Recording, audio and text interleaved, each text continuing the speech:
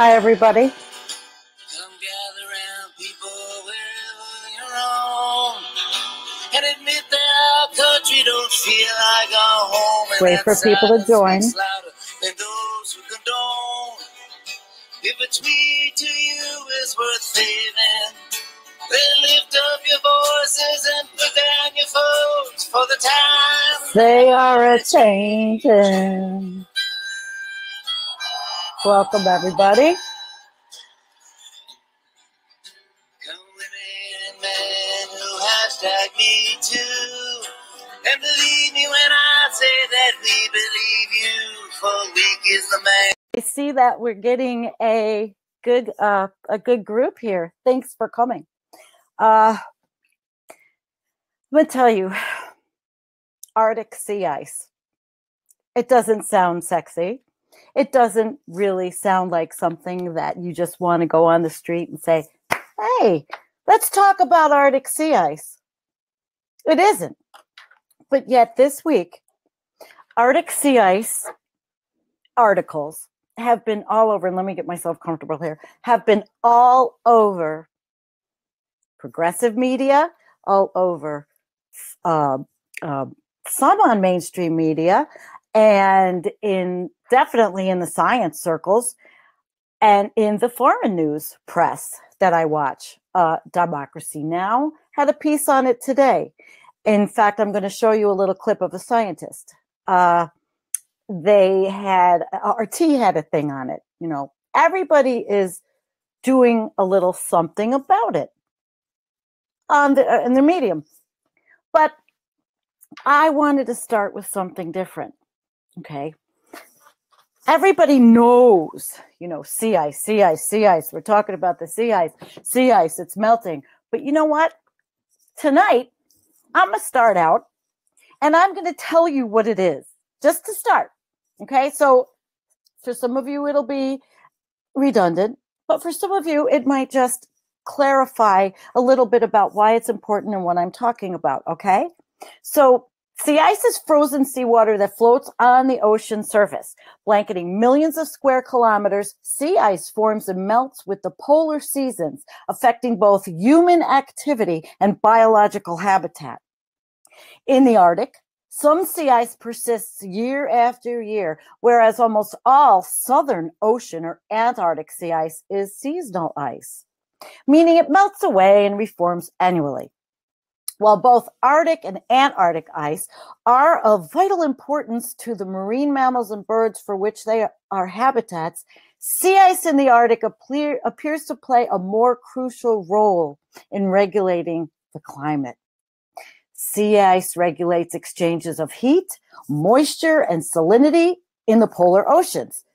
It insulates the relatively warm ocean water from the cold polar atmosphere, except where cracks or leads in the ice allow exchange of heat and water vapor from ocean to atmosphere in the winter. The number of leads determines where and how much heat and water will be lost to the atmosphere, which may affect local cloud cover and precipitation. Many Arctic mammals, such as polar bears, seals, walruses, they depend on sea ice for their habitat. These species hunt, feed, and breed on the ice. Studies of polar bear populations indicate that declining sea ice is likely to decrease polar bear numbers, perhaps substantially. So given that, it's a little explanation of sea ice and why it's important. But it's not the whole story, obviously. I mean, I'm sure that you've read the things that we've posted in, excuse me, I have itchy nose tonight, in Environmental Coffee House. I'm sure you have. But even if you look at, and I have been binge watching Paul Beckwith, professor out of Ottawa, Professor Paul Beckwith. I have been binge watching his videos and learning about the jet stream and the polar vortex and the stratosphere, the troposphere, where the CO2 goes, what's happening under the permafrost, the things that are happening all over the world in extreme weather because of the Arctic. And the saying, as a lot of you know, is what happens in the Arctic doesn't stay in the Arctic. Now, back in December, right before Christmas, I did a live stream and I talked about how do you bring up the conversation. I used Dean Walker's little word, the impossible conversation. I said, how do you have that impossible conversation with your family about the Arctic, right? Sorry, I just had some juice. In fact, I really absolutely need another drink of it's water and juice, but I go on. So anyway, I tried to discuss this with family. I try to discuss it with friends, but it isn't a topic that people just talk about. They just don't. They don't talk about the Arctic. That's going to lead me to something I read the other day. And I got permission. His name is Chris Trouts. And I read this and I said, I have got to use this.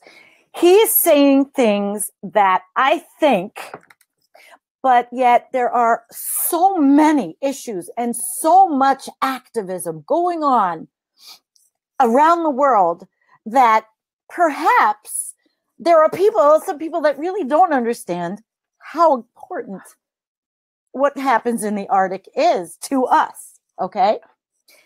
Chris, how ridiculous it is that the subjects that Americans need most to talk about are the subjects they are most reluctant or forbidden to talk about.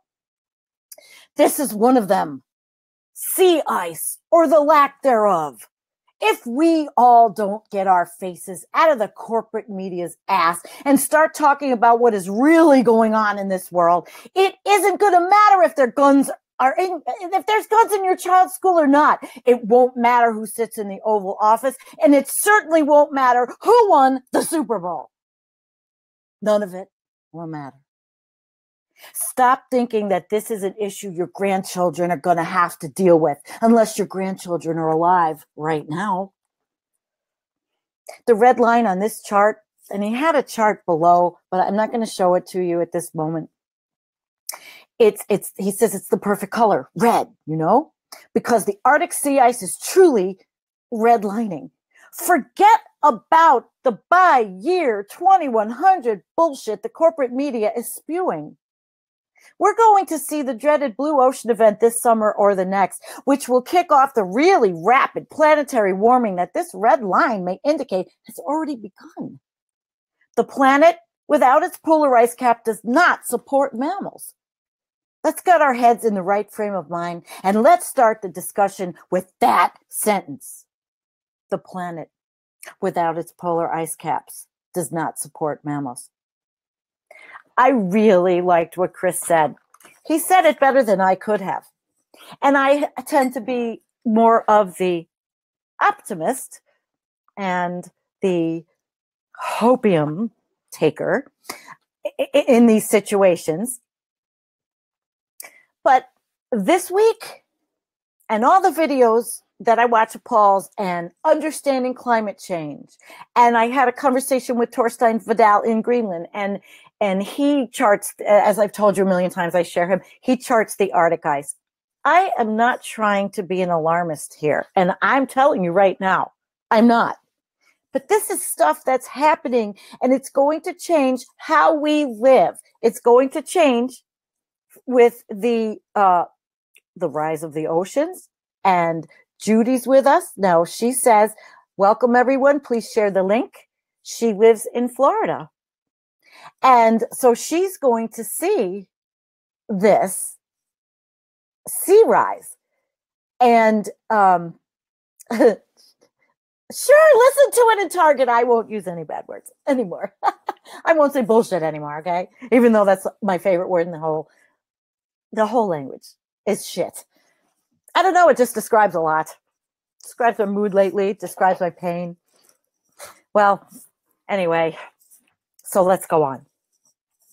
I'm telling the truth, as Judy says. I am a truther who is verbally expressing the problems that she already sees, that you all see. You've been with me. Those of you that have been with me in Environmental Coffee House, we've taken this journey together. But the journey, no matter how much optimism and how many answers we have, is still going to be a different journey than we are ever going to expect. And our children are going to expect.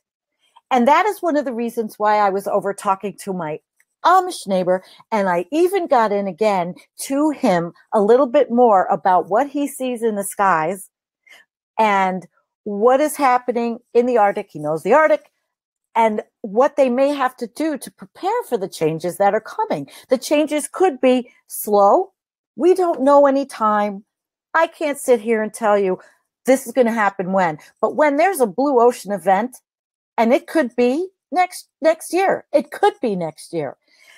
This is going to bring even more of what we've seen. We saw Houston and how the people dealt with what they had to deal with the hurricane strength, which was not a hurricane made by the military or by HARP. This is a natural occurrence by an unnatural force of man-made CO2 and other pollutants put into the air that are bringing warmer water with them up into the clouded and clouds and just dumping amazing amounts of water. We've seen the fires in California, which were not set by someone with an Agenda 21 complex. I'm sorry. Jean says she sees mayhem in the skies. I see the mayhem. The mayhem is 87,000 flights a day over the Northern Hemisphere. The mayhem is everything we see that we don't know. We don't know who they are. We don't know if they're chemtrails. We don't know if they're contrails. But we do know about contrails for the most part because of conversations I've had with my nephew. But that's not the topic here. The topic is how are we going to live going forward with these extreme weather changes with our Arctic? Because the conversation is, again, I'm having it. 6 months, what is it, 6 months after December? No, 3 months later after Christmas. We're having this conversation again because, again, we're hearing this in the news. And what's going to happen? Are people just going to forget it? They're going to go their merry way. And that's a good thing if they're doing their local activist activities. But realize that the specter of what is happening in the polls is going to hit us. And so whatever we do with our activism against fossil fuels and pipelines, and we know that those fossil fuels are just something that's adding to this even more, that we just have to adjust how we live and we have to get across to our children. Now, right now, what are the schools dealing with? The schools in the United States are dealing with gun violence and gun drills and shooter drills, and it's insane. The schools should be teaching science. They should be teaching about what's happening in the Arctic. They should be teaching about what kind of careers can you have for a future that's going to contribute to finding a solution. I don't know. It's a predicament. Maybe there's no solution. I'm not here to say anything about what I know to be a solution or not, just what we need to pay attention to. People like Trevor up in Canada, who in British Columbia with his water program to keep the water clean for the people. You know, these are the things we're doing, but we cannot forget what's happening. Trevor, what I'm doing is talking about the Arctic, and I was telling you about telling everybody about your water plant, your water system, because it's something that's so important. Like all of these things are so important. And yes, Judy says the subject is a can of worms. The gun subject, which I'm not going into here either, but I just mentioned it because this is what is going on in the United States. It is not going on in other countries because other countries are not insane like the United States. Other countries don't go to bed making love to a firearm. We do. We should be going to bed with the knowledge that we have a clean way to live. We have a way that as a revolution, there's so many people out there that want to do something. We're joining together, but we should be waking up and thinking about all of these things on a daily basis in our lives and make them part of our lives. God knows I have. You know, I have. And I'm going to read you a couple of more things about ice and the ice uncertainty that, brings us things like the floods in the Philippines and the droughts and the fires, the snow and the extreme cold. Ice uncertainty. A major uncertainty concerning the 21st century climate is the ice sheet response to global warming. Paleo data indicate rapid ice sheet destabilizations during the last deglaciation, which could lead to an underestimation of sea level rise, as suggested in recent publications. Another piece. The ensuing freshwater discharge coming from ice sheets could have significant impacts on global climate and especially on the vulnerable tropical areas.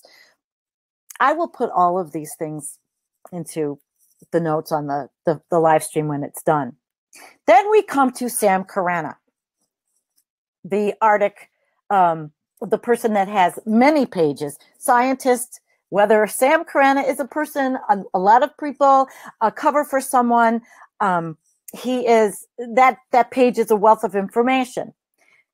The situation in the Arctic is desperate. Sea ice north of Greenland is collapsing, yet mainstream media do not seem to care. There's open water. For years, I've been warning about the situation in the Arctic, in particular the open doors feedback, which is accelerating Arctic warming. Such feedbacks were taken into consideration in the analysis that warned about a potential 1.6 Celsius warming globally due to albedo changes in the Arctic alone. Now, remember I told you what the albedo effect was? The sun hitting the ice and the warmth being reflected back out into out there so that it wouldn't warm up our atmosphere. He says, so the loss of that ice buffer, okay, the albedo changes, okay, i.e. in a combination with associated changes such as loss of the ice buffer, latent heat, more heat transfer from the Atlantic Ocean to the Arctic Ocean due to the stronger winds along the path of the Gulf Stream, and more heat entering the atmosphere or remaining in the atmosphere due to more open water in the Arctic. And as oceans get more stratified and take up less heat from the atmosphere. So he says the current situation doesn't come as a big surprise, but it is stunning to see the sea ice collapse north of Greenland in February. And in 2007, he says he put up an article called 10 Dangers of Global Warming, describing events getting progressively worse, with one danger feeding and reinforcing the next one, culminating in panic. We don't want to panic. Don't we want to be prepared? Don't we want to be fully prepared and not panicking and not frightened and not scared, but ready for what's going to come, what's coming? We have people with us that went through some horrible things this year, including myself, with a tornado, which you've heard ad nauseum. But we have to really think about how we are going to do this. I mean, I hope it's enough to plant my gardens, with my husband planting the gardens, building a greenhouse, doing the things that will make us more self-sufficient. Solar energy, I hope. We already have the wood stove that is so high efficiency. Just amazing things we can do. Excuse me, but like Mindy says, planning for inland cities. And I see that a lot of cities are starting to make plans. New York City, Mayor de Blasio, other cities. But and Jean says she wants to know what she faces. We're learning. We're learning. But again, going back to the cities, I don't know. I know maybe some of the bigger cities. I don't know about the red states because the red states are full of climate deniers and fossil fuel bought and paid for politicians.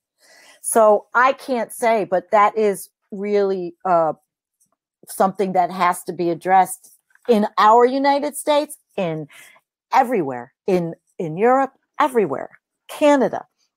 Do you know today it was 31 degrees in Nuuk, Greenland? Do you know here where I live in North America, it was 31 degrees? Think about it. Think about it. So I've got something else now for you. This is faster than expected. And I'll give you this too. February 22nd, Wolfgang writes, nowhere on the earth the drama of abrupt climate change is coming to a head as in the Arctic. It is obvious that this drama has an impact on the whole planet. But in the public media, it is ignored largely. Therefore, I have begun some months ago to bring up this painful subject, and I have published some podcast episodes and blog articles, and he's got a condensed summary. So these are things you can do to read to educate yourself besides watching Paul Beckwith's videos. Number one, breeze in Shakova. Methane news from Shakova and Samilatov, who are scientists, and they have done work with the subsea permafrost on the East Siberian Arctic shelf, talking about methane stored in the East Siberian Arctic shelf. He says, cheers, the champagne bottle is open. Remember, I'm going to put links. No way to stop. Once the bottle of methane deposits of the subsea sediments is uncorked, there's no way to stop the process that has begun thousands of years ago. Again, not an alarmist, a preparing person who is educating you and those of you that this will be shared with, to really understand that the Arctic is something that should come off our tongues very easily. And you don't need a lot of words, and you don't need to convince people. You just need to get them cognizant of the word and what is happening. He's got Torstein Vidal about the dire situation we're in. Emotionally, I think I will always be like keeping it real. Accepting the situation we are in is so much easier than denying it, because I suspect that even the deniers fear what's inside that box, but they are not looking into. That's Torstein. He's living in Greenland. He's up there. He's got the Arctic sea ice page. He's doing the work. He's calculating all of the measurements, the extent, the depth. And then this guy talks about multi-year ice, and he puts up a video from Peter Wadhams, and he says, 40 years ago, nearly all the ice in the Arctic was multi-year. Ice was heavy. It was really formidable stuff. That's gone. The 1 year ice is much thinner, much weaker, much more mobile. It's a different substance. And then he talks about a Paul Beckwith video. And Paul says, Arctic sea ice has been pulverized, hacked to pieces, smashed to smithereens. You can use whatever phrase you want. Within a week or two left, and this was 2016, melt season, and another storm in the long-range forecast, all bets are off, and they are off. And I don't want to scare you or anybody that's watching. Education, knowledge is the key to life.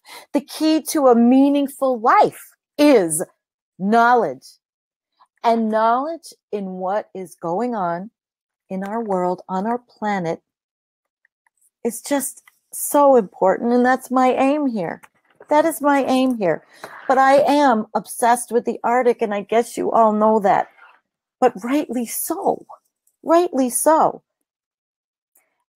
He says that, one more thing, about plus 10 degrees C by 2021. Arctic news, abrupt warming, how much and how fast. Another by Sam Karana.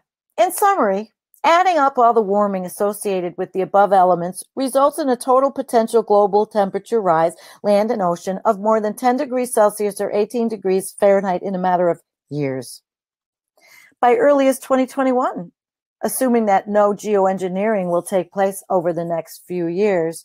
And he's talking about geoengineering in the sense that scientists are looking for things, looking for solutions. As Paul says, humans always look for solutions, right? Not geoengineering in the nefarious chemtrails and all that I don't talk about. No. Mm-mm. Let's go on. So then my journey took me to an article that's called Why Africa Has to Worry About the Melting Greenland Ice. And they do, because they're going to go through a lot of changes, and they're already going through changes. And I have a little piece of a video, but there was something I wanted to find. Oh, in the same article, Disrupting the Ocean Conveyor Belt, there was information on droughts, flood migration. I know this sounds like the biggest bummer of a live stream. It really does. But if it doesn't get discussed, who's talking about it in the progressive circles besides the scientists? Who's talking about this on a Bernie page? You know, I know everybody's talking about gun control. I know everybody's talking about Trump. I know. I do too. I hate Scott Pruitt. I talk about everything that's so vile about our country, how corrupt we are. But take a breath. Let's feel. Let's let out our grief for the Arctic. And we definitely have to spread the knowledge we are all gaining. I don't know which ways to say it. Rick is here with us and he says, but Russia? Yes, Sandy, it is making me crazy. I can't believe how everyone in the phony mainstream media ignores this. And don't forget that ship that just sailed through with no icebreaker.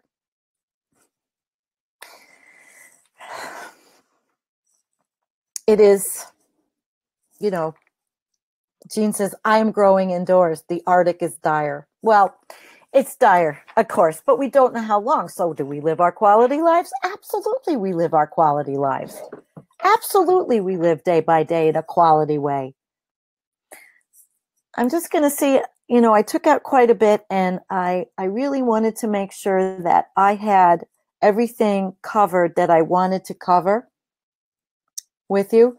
And I do have a lot of resources, and I'm going to put them up because I want you to see the resources I have. I guess my message for tonight with all this is learn. Learn.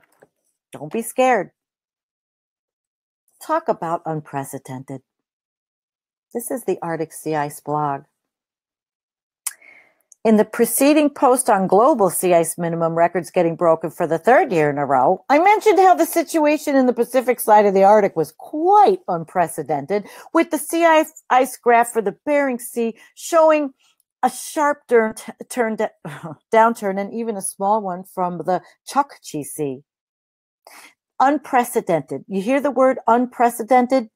Lars Kaleshki. There's an open water north of Greenland where the thickest sea ice of the Arctic used to be. It is not refreezing quickly because air temperatures are above zero, confirmed by DMIDK's weather station, and I'll put that up for you. Probably has a lot to do with the splitting of the polar vortex, which we had heard about, due to a sudden stratospheric warming event that was a little bit while back. And remember when we were talking, and I was posting all over my Facebook page, if those of you that know me, I was posting about it was -7 degrees Fahrenheit where we live.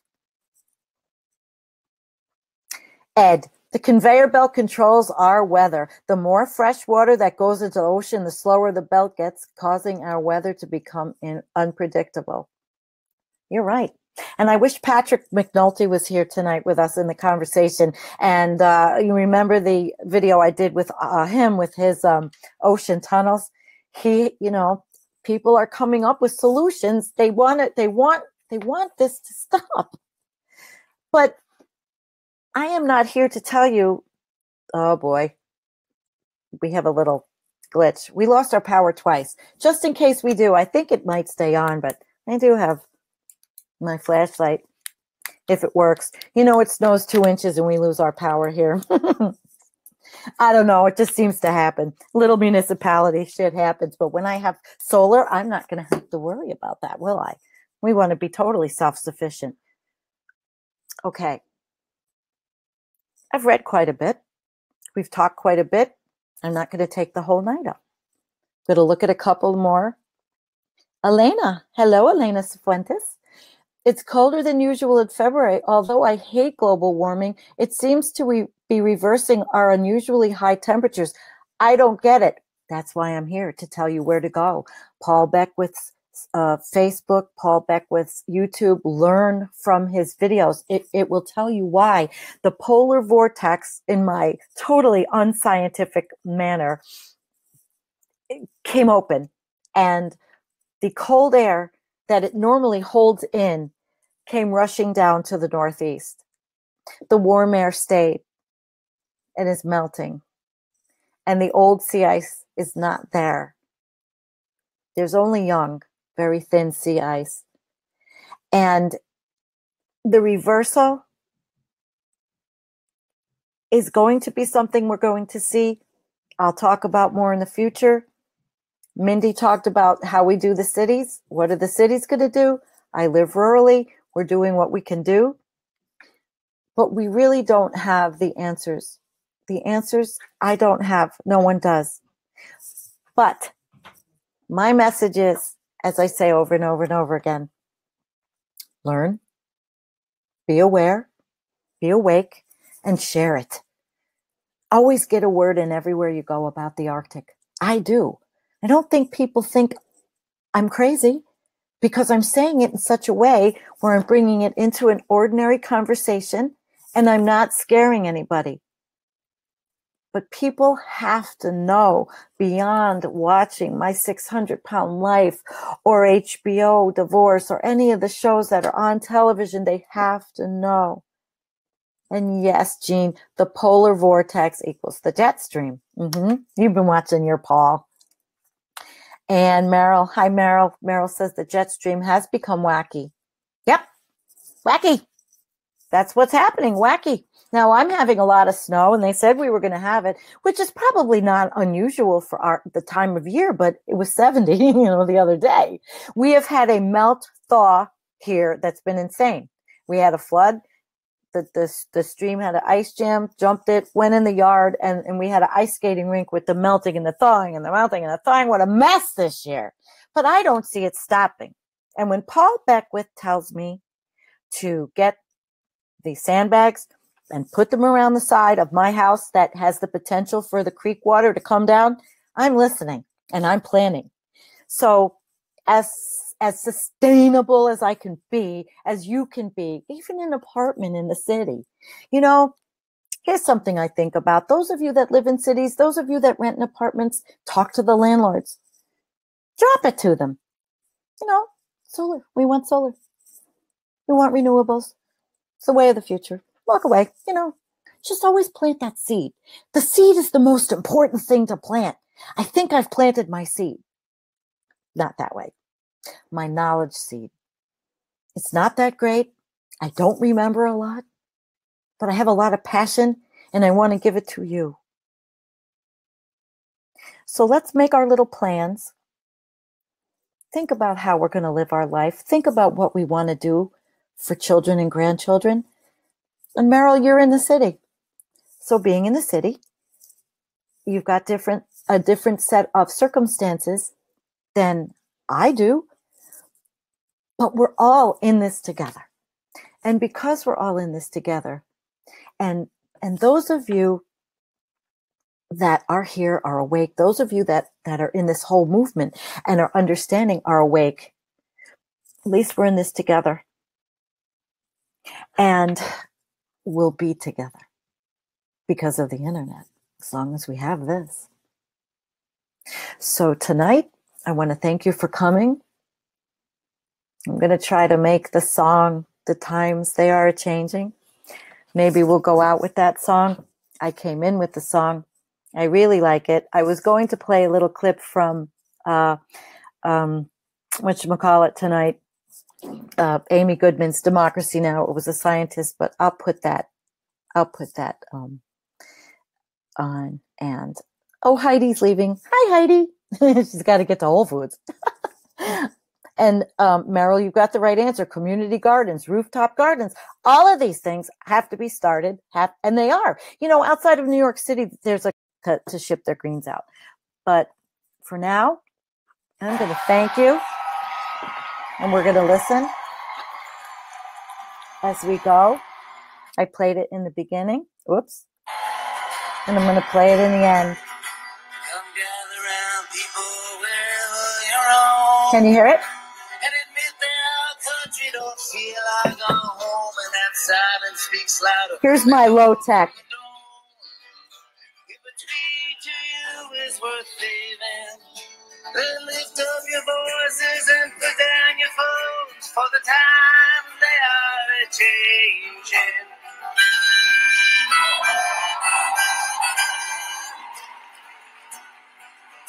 Come women and men who hashtag me too.